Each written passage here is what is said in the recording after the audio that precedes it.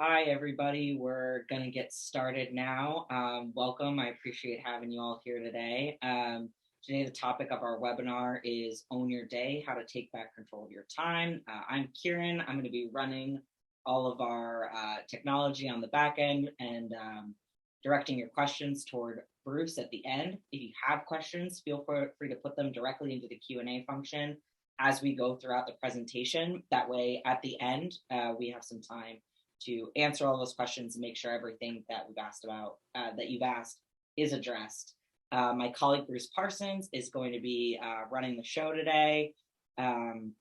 Bruce, do you want to take it away? Thank you, Kieran. Well, good morning, everybody, on this sunny Wednesday. Happy spring.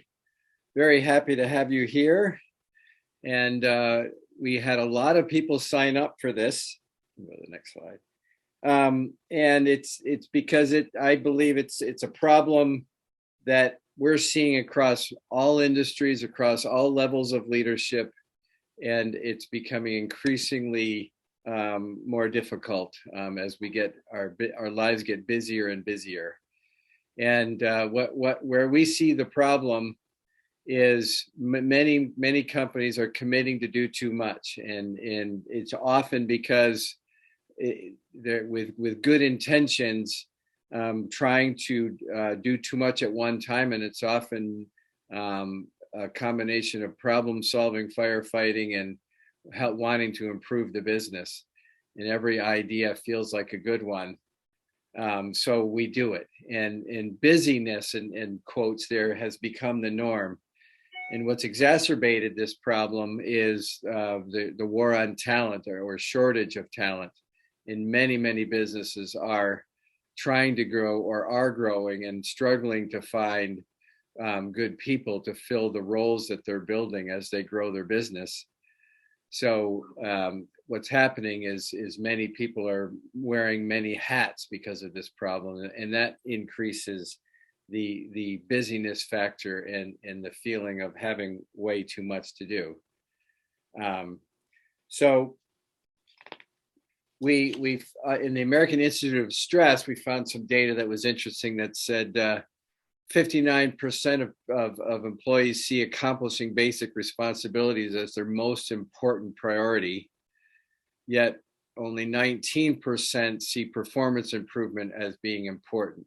So what's happened here is, what's in business is just getting the stuff done each and every day. It has become most important for almost 60% of the people working, and only about 20% of us are seeing the importance of improving our performance over time, because we don't have the mind share to do so. And so this is a growing problem.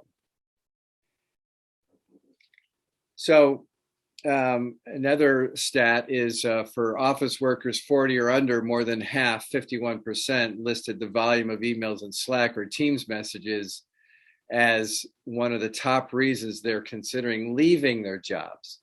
So as with the advent of the pandemic and more of us going to Zoom and Slack and Teams and other means of communicating, that we've overwhelming each other with needs to meet, to talk, to have conversations, and they're well intended, but it's building up, and people are getting increasingly more frustrated with the lack of time to get their work done.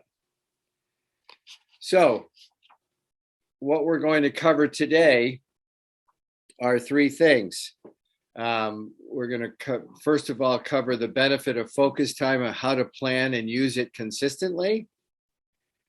We're going to cover tips to cut your meeting time in half and get back 10 plus or more hours per week. And that number 10 is, assuming that many of you are probably spending about 20 hours a week or more in one kind of a meeting or another. And lastly, we're going to cover strategies to more effectively manage your email so it doesn't control you.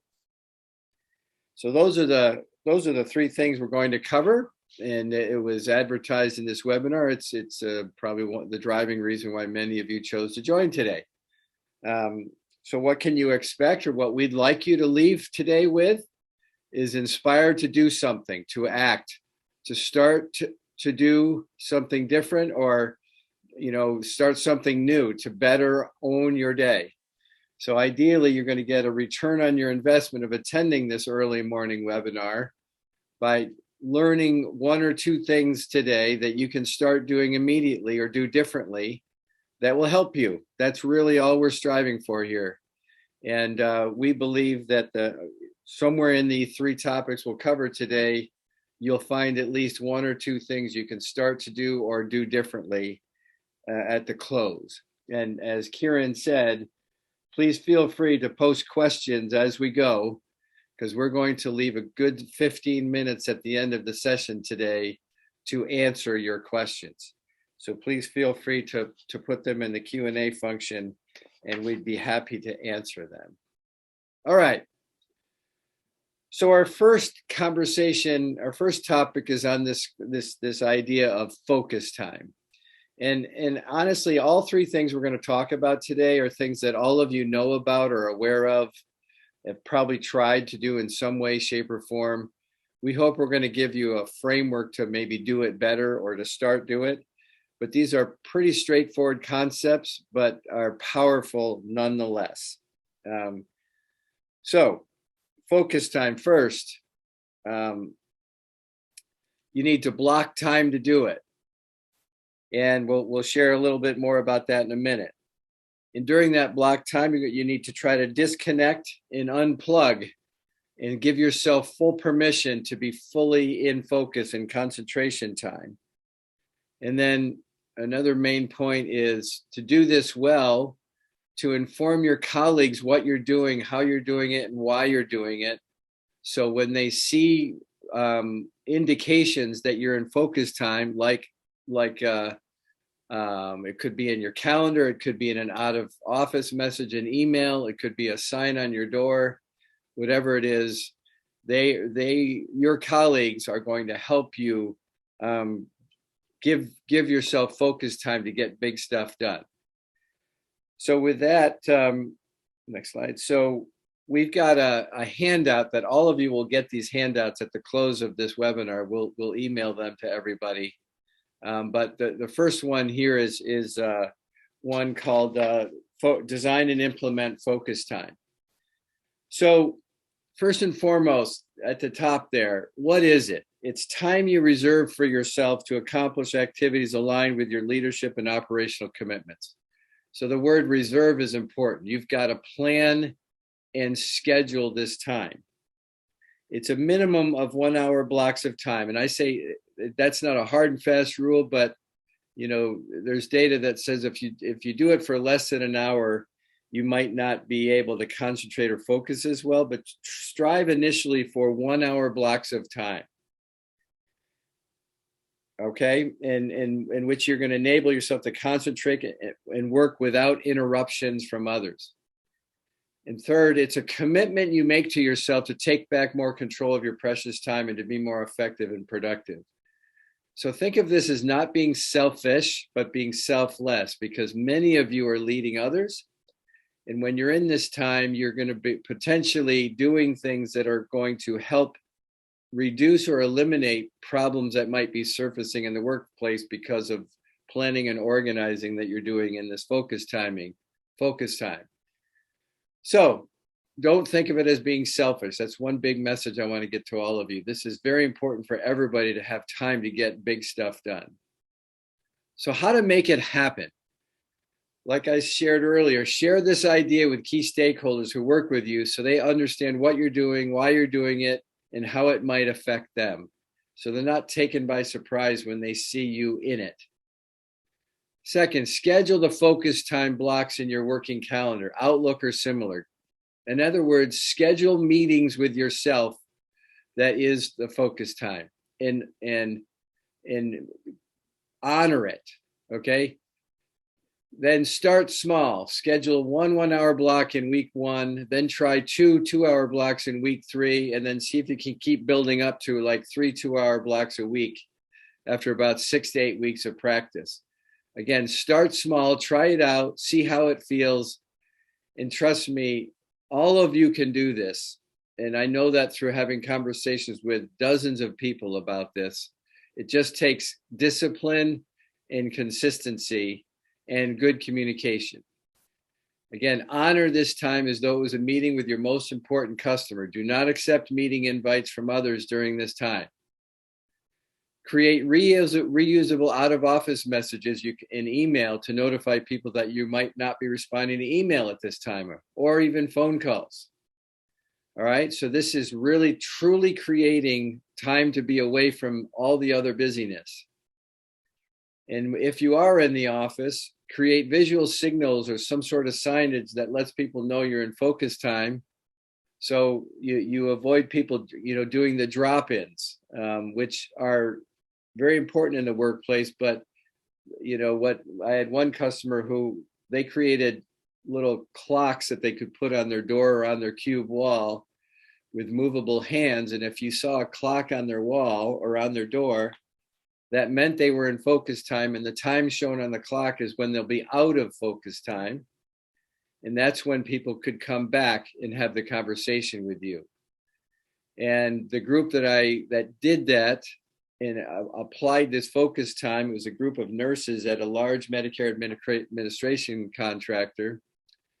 In 1 week after applying this focus time approach, they were able to review and approve 25% more claims than they had the previous week. This doesn't just move the needle a little bit, it moves it a lot if you're willing and diligent and disciplined about applying it. All right, and then how to use this time well. So don't just jump into focus time with no plan, because you're going to spend your first 10 minutes thinking about how am I going to use this time? Or you're going to use it doing potentially something that's not as valuable as it should be. We encourage you to plan ahead, plan for your week ahead. What could be the most important thing you could do in focus time this week? And list out 3 to 5 things that are candidates, and then prioritize your top 2 or 3. But think ahead, plan how you're going to use it, and think about what would be the most impactful things I could do in this time. And again, honor this time, and don't let firefighting creep into your focus time. Sustain your commitment to use this time as intended. Don't accept meetings during this time. And I know this sounds foreign to many of you. You feel like you have to accept every meeting. But I want you again to think of this focus time as time equivalent to meeting with your CEO or meeting with one of your most important customers. You would not cancel a meeting like that just to meet with someone else in your business unless it was an emergency, which I think we all agree is not that frequent. It might feel like emergencies to others, but honor this time. And then lastly, some ideal focus time activities: thinking ahead, project and or operational planning, critical thinking, problem solving, research, contemplation, reflection, your own professional development. You could use it for one-on-one meetings with team members, especially ones that are strategic in nature. You want this time to be as strategic as possible. In completion of commitments which require concentration and focus to complete effectively. We all know what those are, where you need that quiet time. And I suggest that many of you are finding this focus time now, but it's at home in the evenings and on the weekends, which is okay. I do a lot of that myself, but we should be finding time during the regular duty day, especially when we're feeling more energized, that we'll get more done in our focus time when it isn't our own time. And it's, for me, I'm more productive in the mornings. I tend to schedule work time to prepare for engagements in the mornings when I don't already have a customer commitment. So with that being said, what I'd like each of you to do is I'm just going to give you about a minute to look at your calendars, please, right now, if you can, if you have the ability, if you're on your computer and can see your calendar. And I'd like each of you to just find a time in the next week that could be a candidate for focus time. So I want you to just look at it and see the feasibility, the reality of it. and find just one hour block in your calendar where you could schedule focus time to apply this idea to do better for yourself.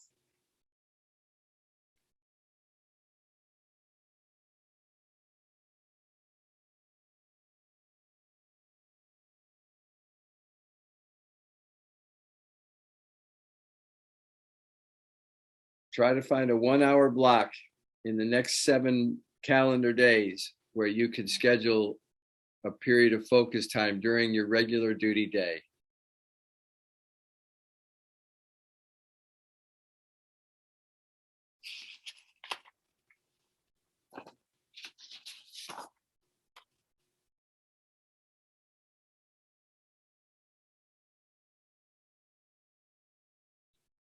All right.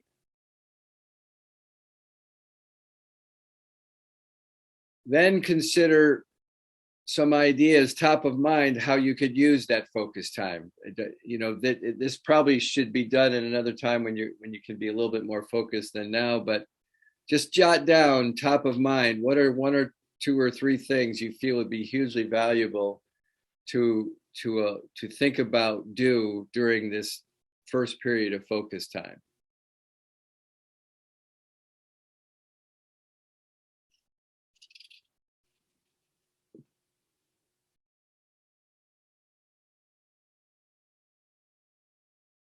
All right, let's go to topic number 2, and that's meetings. Meetings are very important in business, hugely essential to the effective conduct and execution of business. But unfortunately, they've also become one of the most counterproductive things in business today. There are too many meetings that include too many people that take too much time. And I'm not just stating this because it's an opinion of mine. This is what our clients are telling us every day. And this is a problem we're seeing, again, across all industries, across all levels of leadership. This is a growing and large and major problem. So just this is one mental exercise I'd like each of you to think about, and that is, you know, how many hours per week do you spend in meetings of some sort? Think of that. And then honestly, what percent of that meeting time is truly effective? Meaning how, you know, if it's a 1 hour meeting, is 50% of it effective time? And that's usually the number we hear is somewhere between 35 and 50%. Some of you may be doing much better than that with your meeting time, but on average, when we probe and inquire with our customers about this question, we usually hear our meeting time is about, you know, 35 to 50% effective. So let's just say some of you are meeting for 20 hours a week today, and it's half of that time really is not effective. It's the equivalent of losing 10 hours per week. And that's why we used that stat earlier in the slide deck. This is a big deal if you manage it well. This can get you some real meaningful time back in your day, in your week. I just want all of you thinking about, for those of you who are spending today 20 hours a week in meetings, think about what you could do with 10 more hours a week. That could be 10 hours applied to focus time, or 10 less hours working at home in the evenings or on the weekends. It's just, that's the inspiration we're asking each of you to consider when you think about actually applying the ideas we're going to share with you here. Because while these are straightforward, they're not easy to do. There's functionally easy to do, but it takes discipline and commitment from you and others to make it happen. Okay, so how do we cut our meeting time in half, as I've asserted? Well, first and foremost, it takes good meeting planning. And we're gonna look at a worksheet in a minute that shares ideas on how to do that. Then it takes really effective leading of the meetings to make sure we stay focused, we stay on task, and we get the stuff done we intended to get done.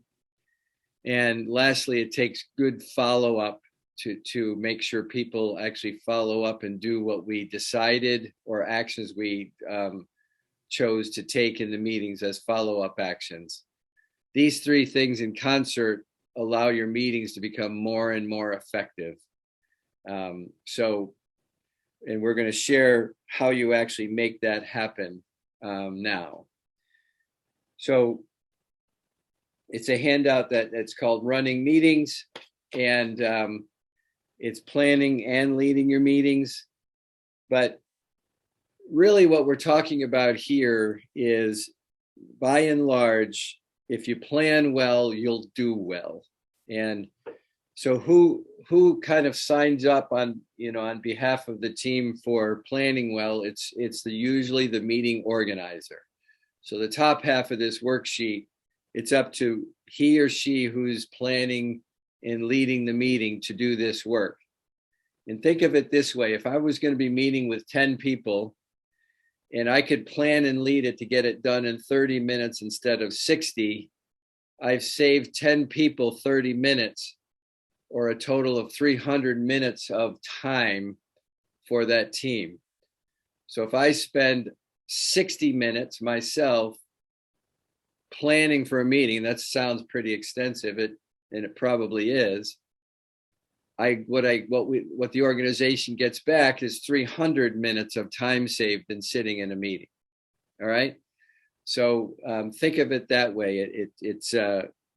This is a great way you can serve others in your organizations, is to plan and lead meetings really well. So first of all, in planning your meetings, objective. If you cannot think of tangible objective or objectives that you're going to accomplish in any given meeting, we suggest you're not ready to have it. So until you can express a tangible statement of objective, or what is the desired outcome from this meeting, we're going to make a decision. We're going to come up with the 3 best ideas. We're going to solve problem A. We're going to create a plan for this. Whatever it might be, we need to have tangible objectives that we're striving to reach as outcomes in the meeting. If we cannot define that well, we suggest you're not ready to have a meeting. So don't have it until you've got those. Then once you know those objectives, you decide, okay, how do I need to conduct the meeting to accomplish that objective? What is the flow of the conversation that will allow us to accomplish these stated objectives? What needs to be talked about, in what order, and even how long should it take to have that conversation to achieve the outcomes? So often today, minimally we see companies, people do share an agenda, but that in and of itself doesn't do enough. What's usually missing is a real stated objective that agenda is intending to accomplish. It might be some vague statement about the meeting, but start with real clear, specific, tangible objectives, and then what agenda should we follow to achieve those objectives? Then as the meeting planner, once we know those 2 things, we really can figure out who do we need to have in the meeting to make that happen. And we suggest that you consider the fewest people possible to accomplish that objective. And we're not trying to exclude people here. What we're trying to do is honor people's time and not ask people to come to meetings they don't truly need to be at. So when you're thinking of participants, think of the fewest people possible to have the conversations in the agenda to accomplish the objectives you set out. Again, the fewer, the better. Lots of data out there that says the more people you have in a meeting, the longer it's going to take to get stuff done. So start thinking fewer and not more. Start thinking that you're honoring people's time when you don't invite them to meetings they don't absolutely need to be attending. give people permission to not be in meetings, okay? Then the duration. So you'll get better at this over time, but I can assure you, once you establish objectives and agenda, you're going to get pretty good at figuring out how long does this group really need to talk about each item on that agenda to ultimately accomplish our objectives. It'll be messy at first. You won't be very good at it at first, but you'll get better pretty quickly over time at estimating how long you really need to talk about a topic to finish it. And you'll find that when you're targeted, you're focused on the task at hand, you really don't need nearly as much time to talk about it as you do today, because you're going to stay on target, okay? And then this next bullet is very important. What can you ask your meeting attendees to do to prepare for the meeting? So when they come into the meeting, they're in the right mindset. They've thought about what you're going to be discussing. They've come in with ideas, and allows you to get started quickly and to be very productive. So make a specific ask of your participants to get ready for the meeting. It could be, read this article, especially, the second and third paragraphs, process it, think about it, and come in with ideas about what this article is saying and how we could apply that here at our business. That's an example of a preparation request. Or potentially it could be a brainstorming meeting to solve a problem. And the homework could be, talk about this with your team and generate 1 or 2 ideas for solving this problem, and come in ready to share a couple ideas for how we could solve this problem. So preparation requests, very important. And then the invite includes everything above. What's the objective first? What's the agenda we're going to follow? Of course, the participants is who's invited. What's the duration? And we suggest that you even have a duration stated for each agenda item. So that sets people's expectations, knowing, how long are we going to talk about each topic? And it gets people ready to be more purposeful in the meeting, that they know we have windows of time for each agenda item. So your invitation includes all of the above. And then lastly, if you're going to use a slide deck to drive the meeting, have as few words as possible on those slides to keep people focused, and be very purposeful about how you use them. Many people drive meetings that way, but if you do, be smart and helpful with your slides and not distracting. All right, so that's all in the planning part. So you can see how, the enablement, what enables meetings to be shorter is largely really good planning, and it largely falls on the meeting organizer to do all that work. But think about the return on investment when you're considering doing this and spending maybe more time than you have in the past planning for meetings. Think how much time you're saving other people, the people who will attend. That could and should be your inspiration to invest the time to plan for the meeting. Okay, so then leading the meetings. Start your meetings on time. Don't wait for everybody to attend. You saw we started right at 8 o'clock here today. Send a very strong message to people who attend your meetings that you are going to start on time. Even if everybody's not there, that's okay. They can catch up when they get there, but start on time. Then, once you've introduced yourself, restate the meeting objective. It's very, people have been told what it is in the invite. They've been told to prepare, but it's always good to restate it, to remind everybody, we are here today to accomplish these things. And then psychologically, it's very effective to ask the participants to agree in the meeting, this is our objective, or these are our objectives. What that does is it sets people up to be less inclined to go off on tangents in the conversations. So get the participants to commit to what we're actually there to meet about.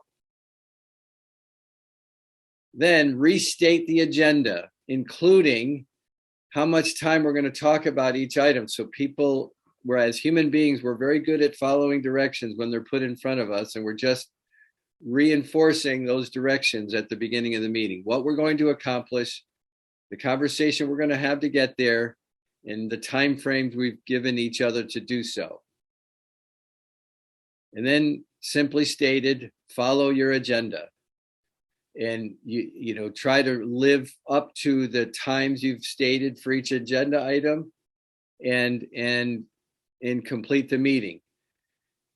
Defer tangential off-topic conversations to a parking lot, or to a flip chart, or to a whiteboard, and say, I'm glad you brought that up, Kieran, but it's really not in alignment with what we're intending to do today, but let's take that offline and talk about what we should do about that, or maybe we should have another meeting about that. But quickly defer anything that comes up that's not aligned with our objectives for the day.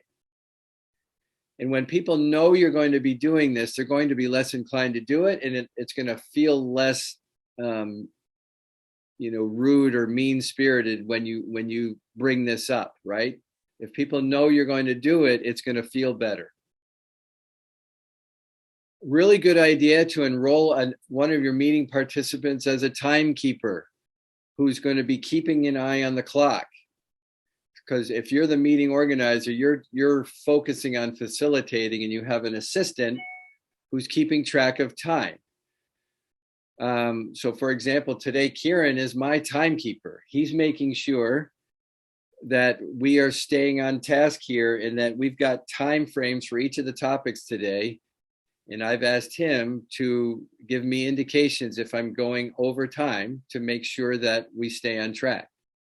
Each and every one of you, when you're leading a meeting, what prevents you from having a friend or a colleague keep time for you during the meeting, and even announce to the people in the meeting that so-and-so is our timekeeper today, and they feel empowered, that timekeeper feels empowered to share with others when we're not staying on schedule. And then a note keeper. It's good to have a separate person who's keeping the notes for the meeting in real time. They can and should be the only person who's typing on their computer during a meeting. I know we all do it. We all tend to multitask during meetings because we're trying to get other stuff done during meetings. But when you're in more purposeful, intentional meetings, you're going to feel less inclined to do so, and even ask of each other to commit to not doing so, except for the note keeper. Most notes can be taken in real time during a meeting. And we suggest that most of the time, what needs to be captured for meeting notes are really just the decisions made or the action items decided in the meeting. What's going to happen, who's responsible, and when is it going to be done is the action items. Decisions could just be the outcomes from the meeting. Any meaningful outcome from the meeting should be captured in the notes. And then make sure you close the meeting with a summary of those things shared with everybody to get their commitment that that is in fact what we chose to do. That is in fact the action items we decided to take. That those are the decisions we made. When you purposefully do that, you're improving the potential that people actually leave that meeting and carry out what you said you would do, and don't just think about their next meeting and forget about what we just chose to do. Or as we all know, sometimes passive agreement occurs in meetings, which is not very healthy. People say they agree, but they really don't. If you close with a discussion of the decisions we made and the agreements we made, people will be less inclined to passively agree and then go forward and not carry out their commitment to the agreement. And then, of course, finish the meeting on or before your scheduled end time and be a hero. So with this being said, I can assure you that this works. And I've got several clients who've tried this out. we've got several clients who've tried this out, and a couple, within a matter of months, have cut their meeting times, not for every meeting, but for most of their bigger meetings, literally in half. And just think about how much time you can save when you do so. Kieran and I were in a meeting yesterday where there was some people from a credit union on the line, and they had encouraged all the way up to their CEO to consider doing better with meetings. And they shared that not only did the meeting time within a matter of weeks get cut in half, but they felt like they got more done. And it feels good to finish meetings faster than usual and to actually leave accomplishing what we intended to do. So my challenge to all of you, as before we move to the next topic, is for the next meeting you are organizing, try this out. See how it feels. See what happens. See what kind of response you get. And see what a difference you can make. Start small. Start with one meeting and give it a shot. All right. So with that, let's go to our last topic, and this is email. So just like meetings, we forgot to share the meeting notes. So we also have a meeting notes tool that we're going to share with each of you that just captures the things I just mentioned for meeting notes. We won't show it now, but we'll share it with all of you. It's just a simple tool to capture meeting notes that might help you use that. But email, also very important in business, and also very counterproductive in the way it's largely carried out. There's too many emails from too many people that are too long, that copy too many people. So what we want to do is give you some tips on how to do better with email. And those are just like meetings. It's three things that can really make a difference here. First and foremost, it's using something in the subject line that triggers people as to what's the intention of the email. And we'll share in a minute why that's powerful. Second, we're going to give you some tips on how you can powerfully make requests through email. A lot of requests today are made through email. And then third, receiving requests. What can you do to more effectively and productively acknowledge the fact that you've received a request and what you're going to do about it? Those are the three main topics we're going to cover here. And again, we've got a worksheet we're going to just walk through here with you that covers these things. And it's called our Effective Email Practices worksheet. So first and foremost, we talked about the subject line. One way you can honor people you're sending email to is to put some keywords in the subject line. Make that a little bigger.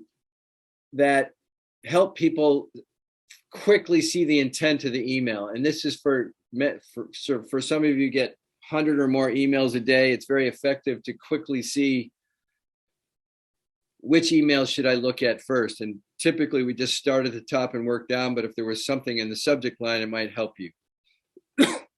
Keywords like action required, urgent, and don't overuse these. You should be really good at using these properly. And then info only is another good one, that if we're sharing information, it's not real time sensitive, that helps people filter their email and understand which one should I look at first, as I don't need to be looking at info only if I've only got 10 minutes to look at email. So pretty simple thing to do, and just reach agreement with the people you're working with most and say you're going to be doing this, and even ask them to do the same. It could help you be more effective when you have little spurts of time throughout the day to answer email. Then, when making a request through email, in the to line, address the email to the person you're expecting to meet the request. Many of you, I don't know if you've experienced this, but an email is addressed in the to line to 5 people, and there's a request made. and we wonder which of the 5 of us is supposed to do it. And usually you figure it out based on the content of the email, but why worry about that? Share with your people that if your name is in the to line, that's the person you expect to meet the request. And then on the CC line, copy as few people as possible. Stop copying the world on emails if you could. Again, it's like meetings. The fewer people you add to your email, the less email people have to look through and review and delete or filter or save or somehow think about. Copy as few people as possible. And the people you should be copying are the people you feel that can help the person in the to line actually carry out the request, or they might be next in line in the chain of events for this series of events that are occurring with this email. And some leaders or managers like to be copied on projects or requests made to their people, and you want to honor that too. But start thinking about including far fewer people on the emails you send. When you do that, you're honoring their time. You're not being selfish. You're not being exclusive. You're actually being productive. Then when you're making a request in email, at the very beginning of the email text, enter a very clear and concise request right at the top, right? And you can see the example here. I've got request : please submit by email the TPS report in Excel format by 4 p.m. Eastern Time, USA, Friday, September 6th. Can you see how, if the person understands what the TPS report is, there's no confusion here about what is asked, how it's being asked, how it should be submitted, and by when. You can see I've been very specific about what time zone, what country, what day of the week, and what date, right? It just helps clear up any confusion, because if I just say by Friday, September 6th, right?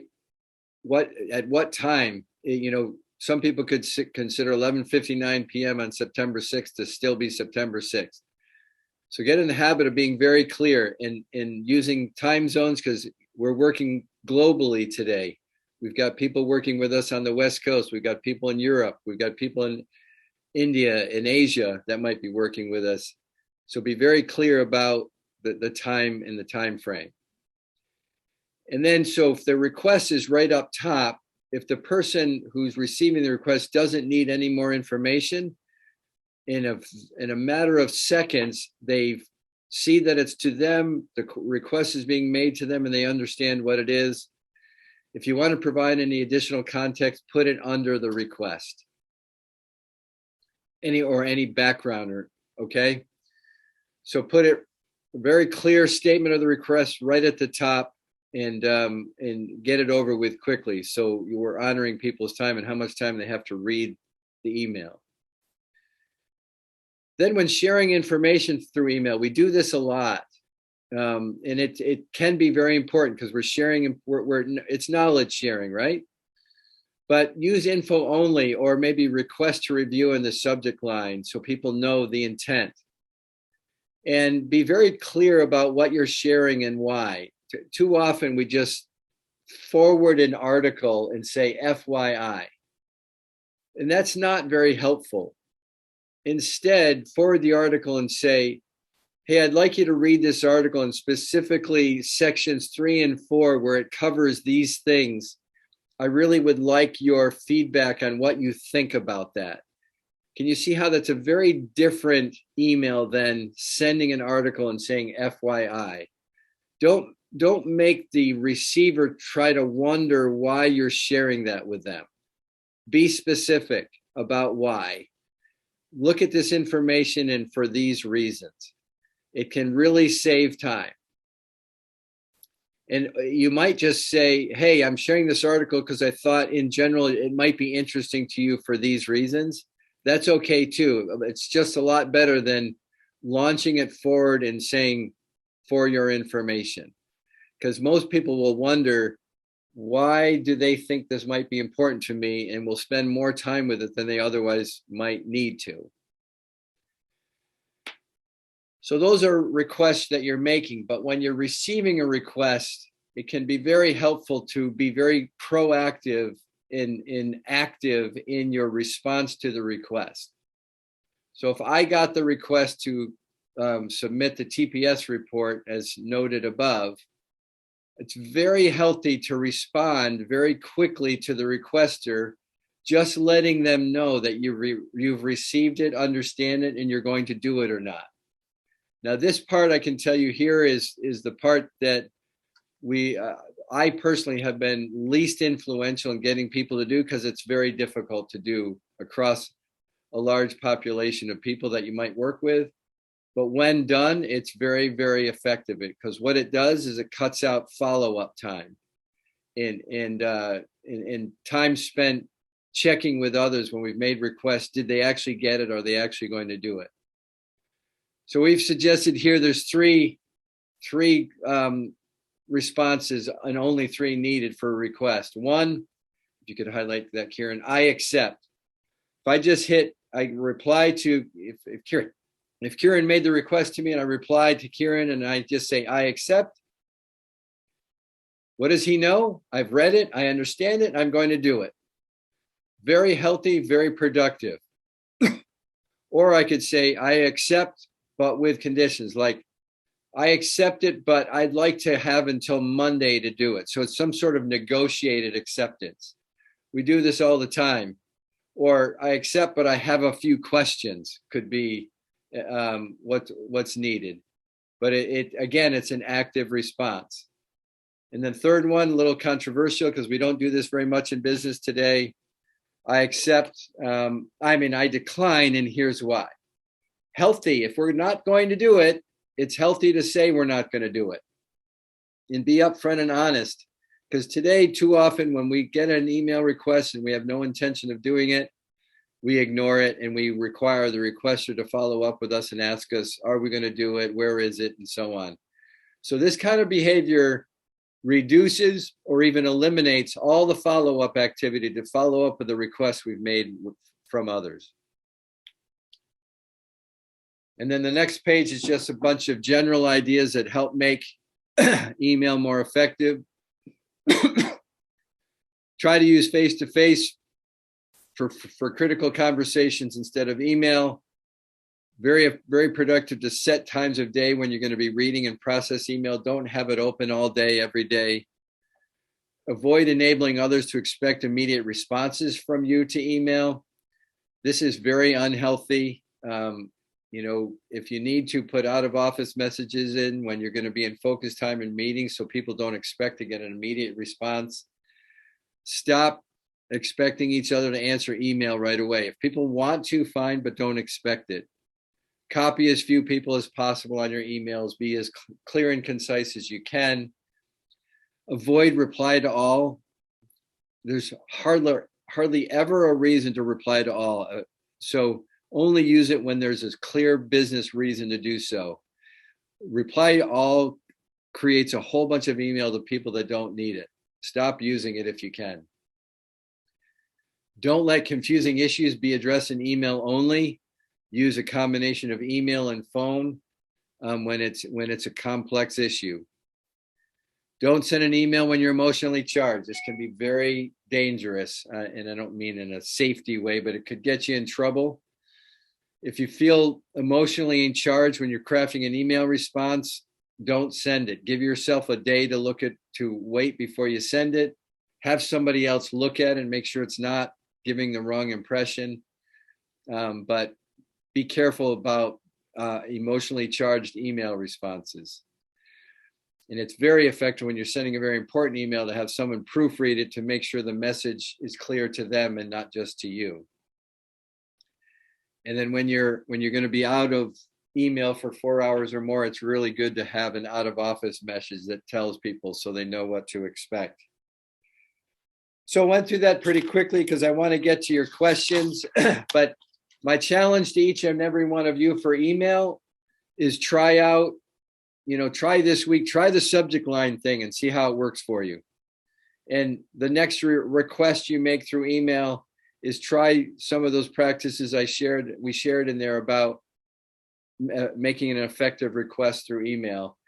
See how it feels, see what kind of response you get.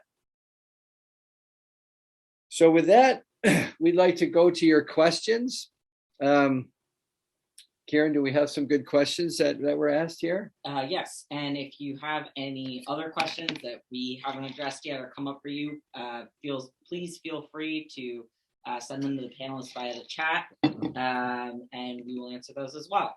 So our first question is, my meetings tend to be pretty efficient, but can you share some best practices for follow-up? I noticed that's where things tend to fall off, is in follow-up. Yeah, so what will really help there is if you close the meeting with the things that are going to be followed up on. And if they're in writing, people are going to be more committed to meeting the commitments they made in the meeting.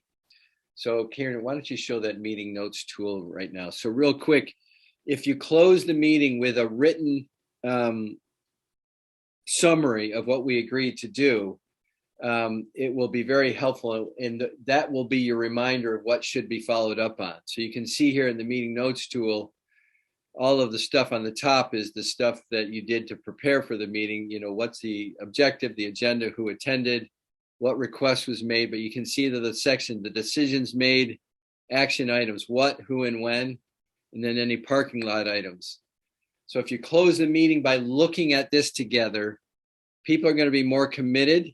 And it also gives you something to use as your visible tool on what should be followed up on with who and when.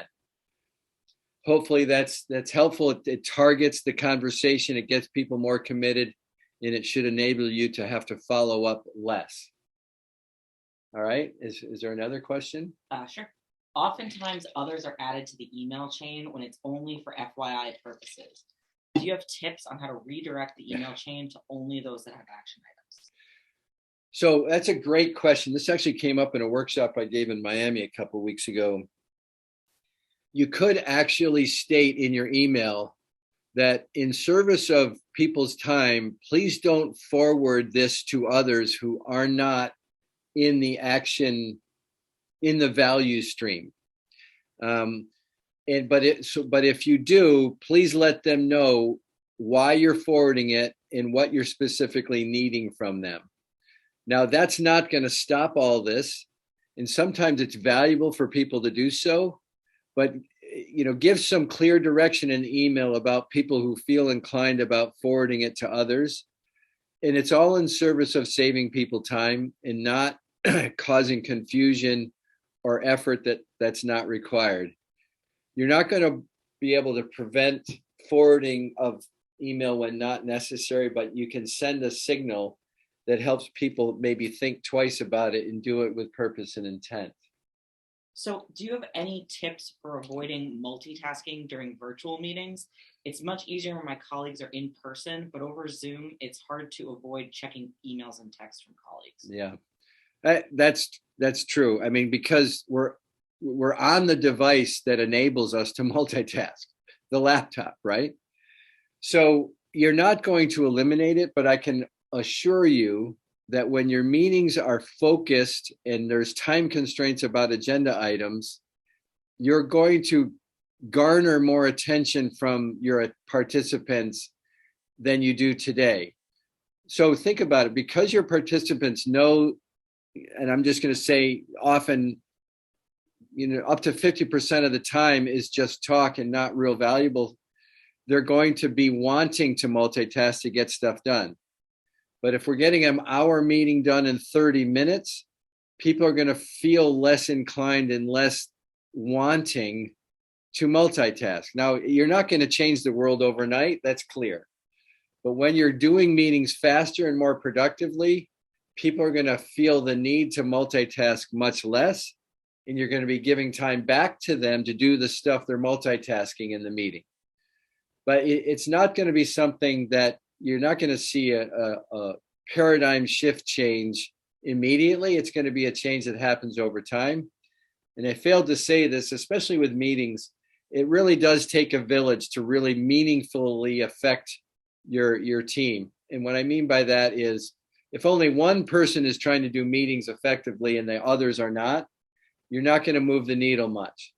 But if you enroll and enlist and influence others to do the same, you're going to feel the impact much more. So if you can get a group of people to commit to planning and leading more effective meetings, you're going to see a multiplier effect, and you're going to get much more impact.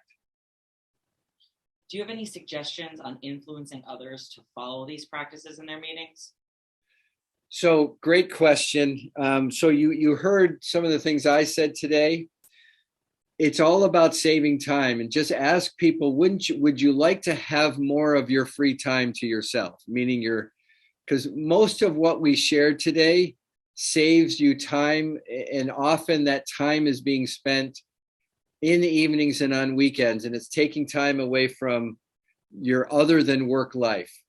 And too often in the United States, we're spending way too much time in our work life because we have more and more to do. So try to inspire people to think about, with a little bit of effort put up front, you're going to spend less time working at home and in the evenings and on the weekends. That's the biggest inspiration I can offer to you, that to get people to take the effort in thinking to apply these practices, because it should hit them personally.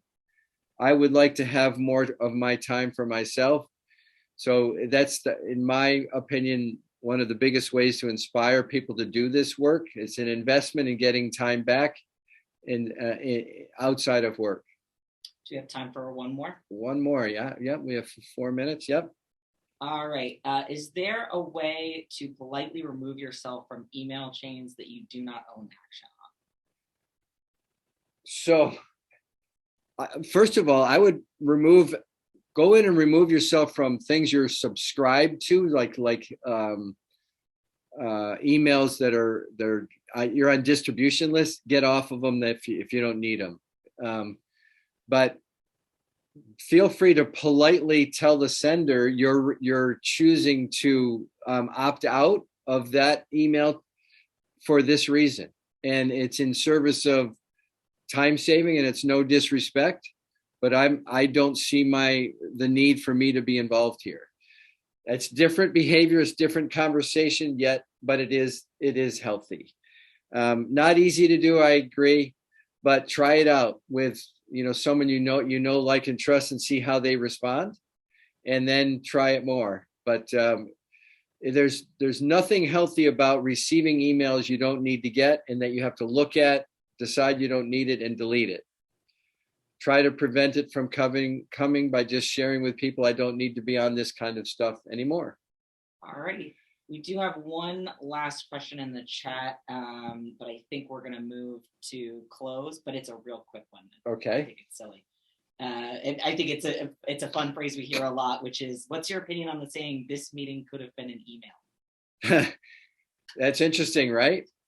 So that's where, if you think about planning your meeting the way we did, I think with objectives and agenda, I think going through that thinking process, many of you will realize, I don't need a meeting for this. I can just send an email, or I can just make a call, right?